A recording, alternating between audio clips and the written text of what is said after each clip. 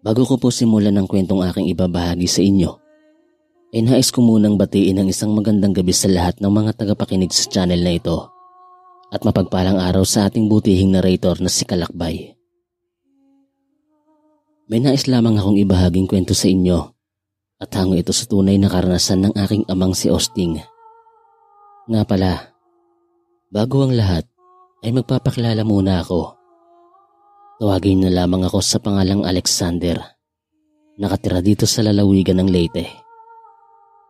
Itong kwentong aking ibabahagi ay nangyari ito dekada 60.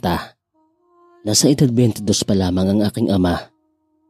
Kaunting paglalarawan lang tungkol sa aking ama mga kalakbay. Magpahanggang sa ngayon ay bantog na ganap na albularyo pa rin ang aking ama sa aming baryo at sa iba pang mga kalapit na yon. Marami na rin siyang mga nakakasagupang iba't ibang uri ng mga elemento at mga aswang. Anya pa, isang madaling araw noong dumating ang binatang maraming sugat sa katawan. Hinang-hina na ito at naghihingalong humihingi ng tulong sa aking ama. Kakagising pa lamang niya nung mga oras na yon at kasalukuyang nagkakape. Habang nagkakape nga siya, ay nasipad niyang may lalaking pasuray-suray na naglalakad na papalapit sa bahay nila. Kaya naman ay nagmadali na siyang lumabas ng bahay at sinalubong ang lalaking papalapit sa bahay nila. Kaagad niyang nilapitan ng lalaki, pagkatapos ay inakay papasok sa loob ng bahay. Unang hawak pa lamang ni Tatay Osting sa lalaki ay may kakaibang presensya na siyang nararamdaman. Batid niyang hindi ordinaryong tao ang lalaki at mukhang may pilit itong itinatago. Anong nangyayari sa'yo? Pag-aalalang tanong ng aking amang si Osting sa lalaking nagpakilalang Narding. Mag-isa ka lang bang pumunta dito? Wala ka bang mga kasama? Tanong niyang muli sa lalaki. May hinang pag-iling lamang ang sinagot sa kanya ng lalaki. Kaya naman kaagad niyang nilapatan ng paunang lunas ang mga sugat na natamo ng lalaki. Nang sa ganun ay maibsan ang sakit na nararamdaman nito. Habang hinahawakan niya nga ang binata, ay may nakita siyang figura ng nakakakilabot na wangis sa kanyang balintataw. Kaagad siyang napabitaw at napatiimbagang na napatitig sa lalaki. Bago kita gamutin, magtapat ka muna sa akin kung ano ang sekretong pilit mong itinatago. Ngayon sabihin mo sa akin kung anong klaseng nilalang ka. Tanong ng aking ama sa lalaking si Narding. Sa hinihingal at nahihirapang boses, ay inihayag ng lalaki kung anong klaseng tao siya. Ayon nga sa lalaki, isa umano siyang aswang. Ngunit hindi tulad ng karamihang aswang na nananakit at namiminsalan ng mga tao. Dahil ang angkan na pinanggagalingan niya ay mababait. Tanging mga karne ng hayop lamang ang kinakain nila. At kaya napadpad siya sa bahay ng aking ama ay dahil nagkaroon ng kaaway ang kanyang pamilya na angkan lang rin ng mga aswang. Subalit ibang uri ang mga yon. Dahil sa nananakit at pumapatay ng tao, nilusob sila at pinagpapatay ang kanyang pamilya at siya lamang ang nakatakas. Kaya naman daw siya napadpad sa bahay ni Tatay Osting ay dahil sa presensya ng isang albularyong nararamdaman niyang naninirahan sa baryong tinatahak niya. Kaya matyaga niyang tinunton ang bahay ng aking ama para lumapit dito at humingi ng tulong. Tulong? Ano naman ang maitutulong ko sa'yo? Isang hamak na manggagamot lang ako. Wika ni Tatay Osting habang isa-isang ginagamot ang sugat ng lalaki. Alam kong may kakayanan kang tulungan ako. Naaamoy ko sa dugong nananalaytay sa katawan mo ang dugo ng isang antinggero. Kaya pakiusap, Osting. Tulungan mo ako. Pagmamakaawang sambit ni Narding habang nakapikit at pilit na iniinda ang sakit na nararamdaman. Nagulat naman ang aking ama dahil sa hindi pa siya nagpapakilala sa lalaki. Kaya paanong nalaman nito ang pangalan niya at paano nito nalaman na may lahi siyang antinggero. Pinatay nila ang pamilya ko. Gusto kong gumante. Gusto ko rin silang patayin tulad ng ginawa nila sa mga magulang at kapatid ko. Wika nito sa mariin na boses at parang nagpipigil lamang na huwag maiyak. Nakaramdam naman ng awa ang aking ama dahil alam niya namang hindi lahat ng aswang ay masama. Nararamdaman niya rin sa lalaking tapat ito sa sinasabi niya. Maya-maya pa ay nagising na ang kapatid niyang si Alice. Nanlaki ang mga mata nitong nagtanong kung sino ang pasyente niya at bakit kay aga-aga. Huwag ka nang magtanong pa dyan, Alice. Halika rito at tulungan mo akong lagyan ng benda ang mga sugat ni Narding. Utos ng aking ama sa bunsong dalagang kapatid na si Alice. Umismid naman ang dalaga at nakasimangot na lumapit sa binata. Pagkatapos ay nagwikang, kagigising niya pa nga lang may gagawin na kaagad. Ni hindi pa nga raw siya nakakapagkape. Mamaya ka na magkape. Unahin mo muna akong tulungan at sandali lang ito. Saad pa ng aking ama. Matapos ngang malapatan ang paunang lunas ni Tatay Osting ang mga sugat ng binata, ay iniwan niya ito kay Alice. Ang dalaga na ang bahalang maglagay ng mga benda sa mga sugat dahil may gagawin pa siyang iba. Maiwan na muna kita, Narding. Paunang lunas lamang ang binigay ko sa iyo. Maghahanap pa ako ng halamang gamot nang sa ganun ay makainom ka ng katas nun at maalis sa katawan mo ang laso na ibinao ng aswang. Wika ng aking ama sa binata. Napatingin naman sa kanya ang kapatid niyang si Alice at nagtanong kung ano ang sinasabi ng aking ama. Anong laso nang ibinao sa katawan ng binata? Tapusin mo muna ang ginagawa mo at saka ko sasabihin sa iyo ang lahat. Wika pa ng aking ama. Pagkatapos ay pumunta na siya sa kusina para magkape ulit.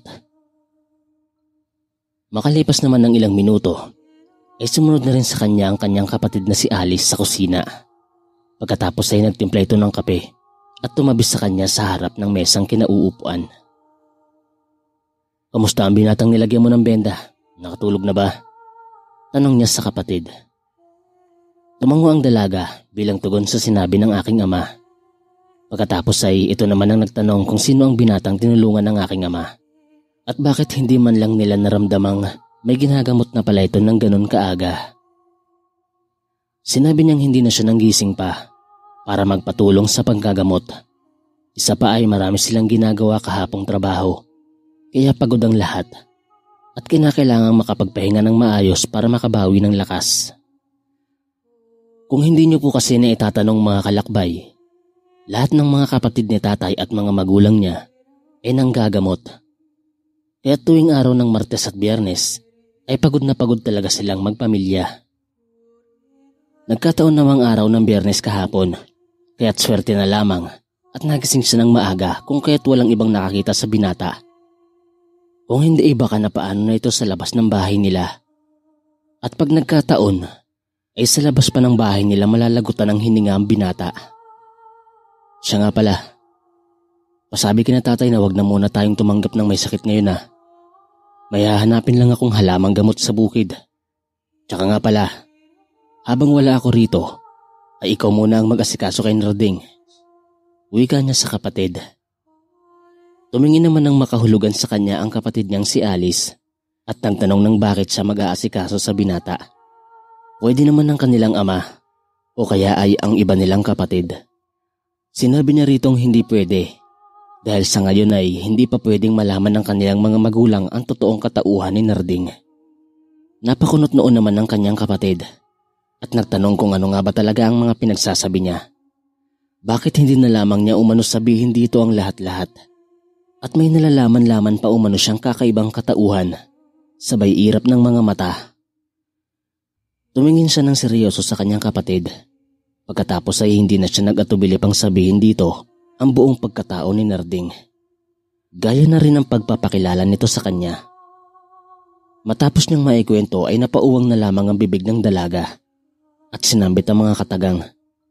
Totoo ba umano talaga ang mga pinagsasabi niya? Kung hindi ka maniniwala sa sinasabi ko, hindi kita mapipilit. Basta ang pakiusap ko lang ay huwag mo munang sabihin sa mga magulang natin hanggat hindi pa ako nakakabalik. Nagkakaintindihan ba tayo? Seryoso niyang wika sa kapatid. Tumango naman si Alice at nagsign pa ng kamay bilang pangako sa kanyang hindi nito sasabihin ng sekreto nila. Maraming salamat, Alice. Maaasahan talaga kita. Nakangiting sabi niya at tinapik-tapik pa ang balikat ng dalaga. Anong sikreto ang hindi niyo pwedeng sabihin? Bungad ng tanong ng kanilang ama na naroroon na pala sa likuran nila ng mga sandaling yon. Tay, kayo po pala. Kanina pa po ba kayo riyan? Tanong niya sa kanilang ama. Umiling naman ito at nagsabing, kapapasok lang niya, kaya hindi niya narinig ang pinag-uusapan nilang magkapatid. Muli pa nitong inulit ang tanong kanina. Wala po yun, tay. Hindi naman po importante ang pinag-uusapan namin ni Alice. Huwag yun na lang po kaming pansinin. Wika niya sa kanyang ama. Agad namang ipinagtimpla ni Alice ng kape ang kanilang ama. Matapos makahigop ng kape ang kanilang ama, ay nagtanong ito kung sino ang lalaking pasyente nila. Nagkatinginan naman silang magkapatid sabay nagwika ang aking amang. Si Narding po ang lalaking yun, tay. Aalis nga po ko ngayon kasi may hahanapin akong halamang gamot. At kailangan po sa lalong madaling panahon ay mainom na kaagad yun ni Narding bago pa man mahuli ang lahat. Pagpapaliwanag niyang wika sa kanyang ama. Anong ibig mong sabihin, anak? May lason po kasing kumakalat sa loob ng katawan ni Narding at yun ang kailangan kong mahanapan ng lunas bago patuluyang kumalat. Saad niya rito. Sige anak, huwag ka mag-alala. Kami na ang bahalang magbantay sa pasyente mo habang wala ka pa rito. Wika naman ng kanyang ama. Tay, hindi na ho. Hindi na ho, tay. Kaya naman na po ni Alice asikasuhin si Narding. Ibinilin ko na rin sa kanya ang mga dapat gawin pagkaalis ko. Tugon naman niya sa kanyang ama. Tumangot-tango naman ang kanilang ama at nagsabing sila umano ang bahala. Basta't siguraduhin lamang ni tatay na maililigtas niya ang binata. Nang matapos nga silang makapagkape, naghanda na si tatay sa pag-alis. Sa totoo lang kalakbay, nang mga oras na yon ay hindi alam ni tatay kung saan kasulok-sulukan ng kagubatan niya hahanapin ang halamang gamot. Basta ang alam niya lang ay matulungan ng binatang humihingi sa kanya ng tulong. Naramdaman niyang hindi masama ang binata, kaya nakahanda siyang tulungan ito. At kung totoo mang pinatay ng mga aswang ang pamilya nito, ay kaya niya ding ipaghiganti si Narding. Bigla kasing sumagi sa kanyang isipan ang matalik niyang kaibigan na pinatay ng mambabarang nang wala man lang siyang nagawa nun. Kung nabubuhay lang yun, ay magkasama pa sana sila ngayon ng matalik niyang kaibigan. Sa isiping yun ay napabuntong hininga na lamang si tatay at napatingin sa malayo. Nung sumapit na ang 6:00 ng umaga, ay kaagad na siyang umalis. Makalipas ang ilang oras, habang binabaybay niya na ang daanan sa gitna ng kagubatan, ay wala pa rin siyang nahahanap na gamot. Sandali siyang tumigil sa paglalakad at napapikit habang nag-uusal ng mga katagang buhay na salita. Maya-maya pa ay naramdaman niyang parang may bumulong sa kanya at nagwikang. Magpatuloy lamang siya sa paglalakad dahil malapit niya nang makita ang halamang gamot na hinahanap niya. Nung idilat niya ang mga mata niya, ay nakita niya ang isang napakagandang dalaga, nakasuot ng puting damit na bulaklakin. Nakangiti itong nakatitig sa mga mata niya habang nakaupo sa harapan. Nung titigan niya ang mukha ng dalaga, ay napagtanto niyang wala itong kanal sa baba ng ilong. Kaya't napapailing na lamang siyang napapangiti. Hay naku naman, akala ko'y tao na talaga. Sayang naman. Iiling-iling na wika niya at napapakamot na lamang sa ulo dahil sa alam niyang doon na lamang niya napagtantong isa pala itong engkantada. Habang nakangiting nakatitig sa kanya ang dalaga, ay naririnig niya ang boses nito sa kanyang isipan. Itinuturo sa kanya ng dalaga kung saan niya makukuha ang halamang gamot. Teka, sino ka at bakit mo ako tinutulungan? Ano ang hihingiin mong kapalit? Tanong niya sa babae. Umiling-iling naman ang babae at sa pamamagitan ng isipan ay muli niya na namang narinig ang sinasabi nito. Ayon nga sa dalaga, hindi na importante kung sino siya. Ang mahalaga sa ngayon ay makuha na ni tatay ang halamang gamot at maibigay na kay Narding. upang maalis na ang lason na ibinaon ng mga aswang na sumagupa sa pamilya nito. Kilala mo si Narding? Paano mo siya nakilala? Tanong niyang muli sa diwata. Sinabi naman ng diwatang matagal niya nang kakilala ang lalaki. Dahil simula pagkabata pa lang ay sinusubaybayan niya na si Narding at tinatanaw mula sa malayo. Dahil sa noon pa man ay mabango na ang dugo ni Narding para sa kanya at sa hindi malamang dahilan ay humaling na humaling siya dito. Kung kaya't palihim niya itong sinusundan palagi hanggang sa hindi kalaunan ay nahulog na ang loob niya sa binata at palihim niya itong minahal. Subalit mahigpit na ipinagbabawal sa kanilang angkan ang umibig ng isang aswang. Kaya't nakontento na lamang siyang pagmasdan ng binata mula sa malayo. Kung ganon, bakit hinayaan mong patayin ng ibang aswang ang pamilya ng lalaking mahal mo? Seryosong tanong niya sa diwata. Nagwika ang diwatang wala siya noong gabing sinalakay ang pamilya ni Narding ng ibang lahi ng mga aswang. Kung alam lang niya sana noon, di sana'y natulungan niya ang pamilya nito. Subalit huli na ang lahat dahil nung naisipan niyang dalawin ng lalaki sa bahay nito ng gabing yon, ay nadatnan niyang wala ng buhay ang mga magulang at kapatid ni Narding. At ang binata naman ay nakahandusay na sa lupa't malalagutan na rin ang hininga. Kaya ang tanging naitulong niya na lamang sa kaawa-awang binata ay ang dalhin ito sa bungad ng baryo kung saan naninirahan si tatay. At pabagaling kumalat ang lason na nasa loob ng katawan ni Narding. Nakaramdam ng habag ang aking ama matapos marinig ang sinasabi ng dalagang diwata. Kaya naman ay hindi na siya nag-aksaya pa ng oras at agaran ng umalis. Sumunod naman sa kanya ang dalaga para siguraduhing makukuha niya ng ligtas ang halamang gamot. Hindi naman nagtagal ay nakuha niya na ang sadya niyang halamang gamot.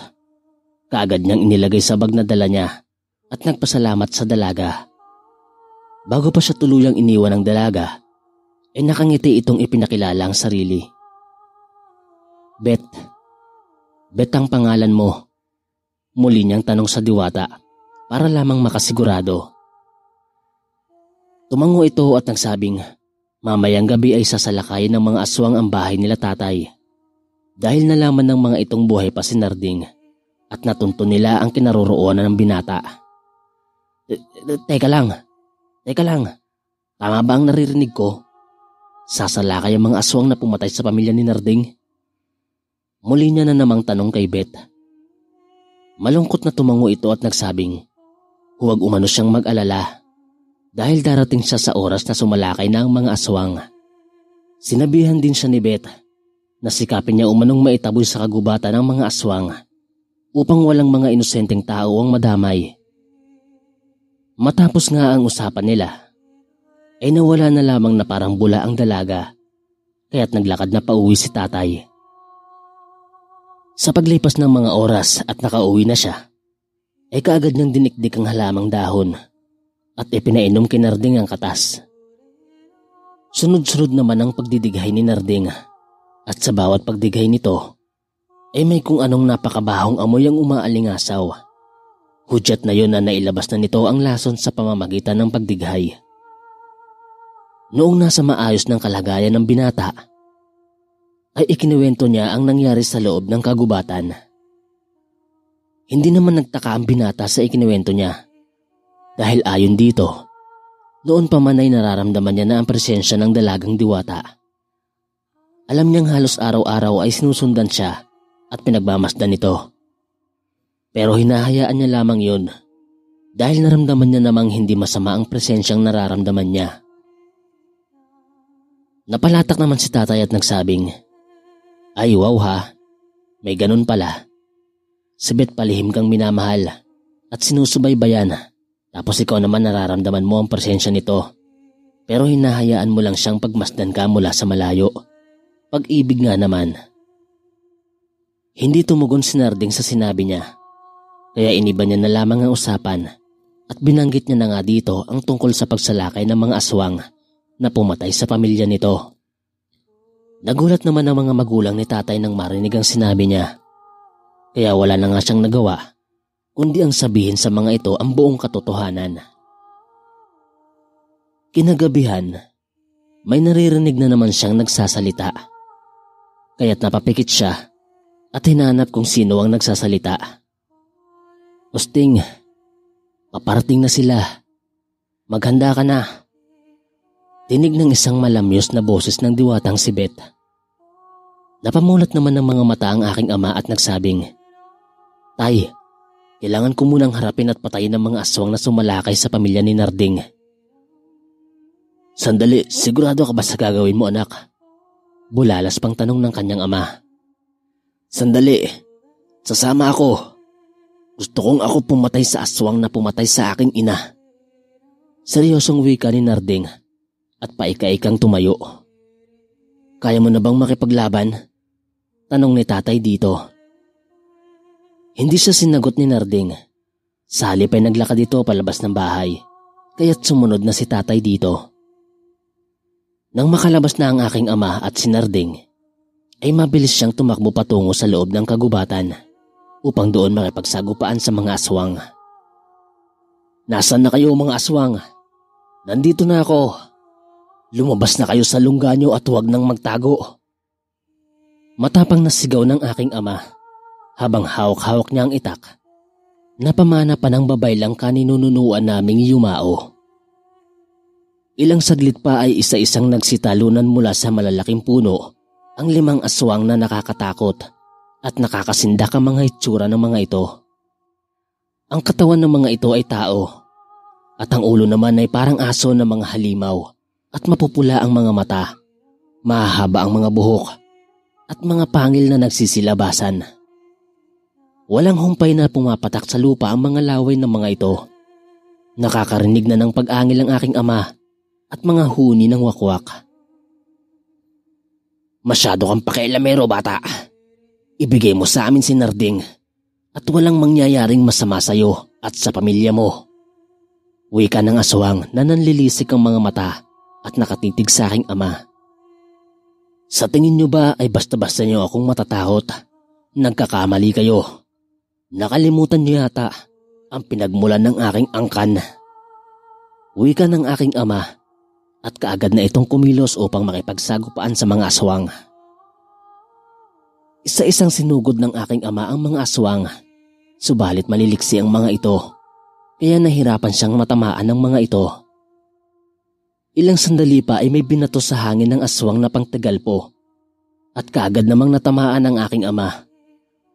Sandaling hindi makakilos ang aking ama, kaya tinawag niya sa kanyang isipan si Beth at nagwikang, "Langya, akala ko ba ay naririto ka na sa oras ng sagupaan?" Hindi pa man tapos magsalita si tatay sa isipan, ay mabilis nang lumitaw sa harapan ng mga aswang ang diwata. Galit na galit itong iwinaksi sa pamamagitan ng hangin ang aswang na tumigalpo sa aking ama. Nagulat naman si tatay nang may isa pang lumitaw na diwata. Nakalutang ito sa hangin patungo sa isa pang aswang habang nag-aalab sa apoy ang mga mata.